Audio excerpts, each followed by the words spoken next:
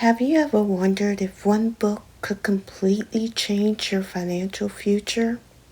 Well, a year ago I made a promise to myself that I would follow Og Mandino's The Greatest Salesman in the World exactly as it is written. Not for 10 days, not for 10 weeks, but for the full 10 months. You see, I wasn't chasing millions. I was chasing freedom. The kind of freedom where money stops controlling your life. So today I'm sharing my journey with you and telling you what actually happened. And to be honest, some of the biggest changes had nothing to do with money. By the way, I'm CJ, author of Financial Life Plan, the instruction manual. Go ahead and subscribe to Mindful Money Muse because our low-stress success tips and resets are becoming a necessity. This channel is all about helping women, and men are welcome too, build financial freedom, develop powerful habits, and create lives filled with purpose, not just paychecks. So, let's get into it. When I first read The Greatest Salesman in the World, I thought it was just another motivational book. So, if you read just the first few pages and want to put it down, don't, because it has the ability to change your life.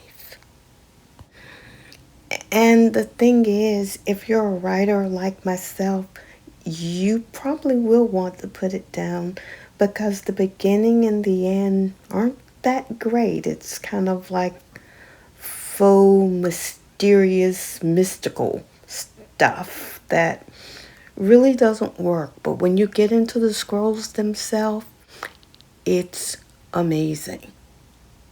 And the reading's not necessarily amazing, but the effects are amazing.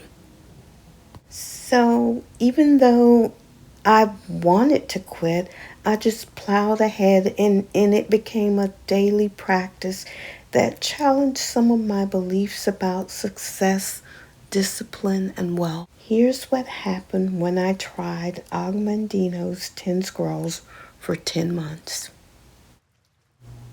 Month 1 scroll was I will form good habits and become their slave. And this is where you start focusing on what you do within the book, because every month you have to read each chapter 3 times a day. So that's the number 1 habit that you begin to form. And day 1 and 2, I just felt like I was reading for the sake of reading. And by day 3, I began to feel a subtle change. And it was as if the discipline I had learned in the military was being reinforced. And you may not know this, but as we grow older, we notice a cycle in our life, and who we are today is not going to be who we are 10 years from now, 20 years from now, 30 years from now. Who we are changes every 7 to 10 years. So I began to recognize that I was getting a firm foundation for all that growth I've had throughout the years. I became more present for my life. My confidence increased. I began rediscovering who I am and who I want to become. I tightened up my morning routine and made it a real habit. And having such a disciplined morning routine took the guesswork out of my day as a writer. I began working in a more purposeful manner. I also began working on getting to bed at a decent hour because I like getting up between 5 and 5:30 every morning feeling refreshed. And the thing is, discipline is more valuable than motivation when it comes to building wealth.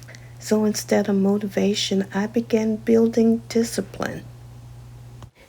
So this chapter led me to forming better habits, and also it was a breakthrough in my financial decision making. I became more aware of consequences and I made decisions with more clarity. So after working on my discipline for a month, I was more than ready to read chapter 2. Scroll 2 states, I will greet each day with love in my heart. And I was really surprised how much this passage increased my attitude of gratitude. I felt my heart open up more. I wished peace and blessings upon everyone I met in person and also online, which was something I did anyway, but sometimes I would forget. But since I started doing this, it's become more second nature. And since I know I can't control the words and actions of others, I just really don't worry about them. And when I don't live up to my own standards, I forgive myself and I ask God to forgive me, and I wish a blessing for myself and anyone else who I might have offended. And in those times when I was slighted by others, I simply wish a blessing upon them and keep going. And this also made me focus on my intention as a content creator. You see, my goal is to help others escape the box that life puts them in, and also for them to achieve low stress success, which is why I always sincerely wish my audience peace and blessings. So, beginning in this second month, I began treating the scrolls more like an affirmation. After my morning prayer, I would say to myself, I will greet each day with love in my heart. This simple chapter opened up my heart a bit more and made me even more empathetic to others. I began to listen more intently, and it also strengthened my resolve to continue the journey with the 10 scrolls, because I became more curious as to what else I would learn. This practice led me to feel more empowered in my financial decisions. So, do you think that loving yourself and respecting your finances can change everything? Well, according to Og Mandino, love is the key to abundance. Scroll 3 states, I will persist until I succeed. And that's really big because for me it reinforced scroll 1. I will form good habits and become their slave. I also noticed a mindset shift in that the scrolls help me to replace fear with action. More than anything, this teaching kept me going even when I wanted to quit. What if the key to success is just not giving up? After reading this scroll, I placed 2 notes on the back of my office door. The first one said, sit down and get to work. I added thank you because I try to be as kind to myself as I am to others. And the second note says, what if I work as hard for myself as I do for others? You see, in addition to writing, I spent almost 20 years working relentlessly for an education nonprofit. Although I work from home, I clocked in at 8:30 and I worked till 5. And even after I had several books under my belt, I realized I was not treating my writing as seriously as I should. Or rather, I was not treating my writing like a real job. Although others did not treat my writing like a real job either, that's not my problem. So I had to refocus and close my office door every day and go to work because I will persist until I succeed. Scroll number 4 states, I am nature's greatest miracle. So within scroll 4, I begin to appreciate my unique qualities. I begin to see myself with new eyes. I'm socially awkward, and with scroll 4, I begin to feel that it's okay to be me. In other words, I am enough because we all are. We are all flowers in this garden called Earth. We come in different colors, shapes, and sizes, but we are all beautiful. In other words, you have your own unique purpose. You are not here by chance. Scroll 4 also gave me more confidence as a writer, and I stopped worrying about what others thought about my work. This scroll helped me to stop doubting myself and start believing in my financial potential. I began to believe in my skills and experience, and I don't need anyone else's permission to shine. So I just want you to know that you already have everything you need within you to achieve financial freedom. This scroll is about realizing your worth. Scroll number 5 states, I will live this day as if it's my last.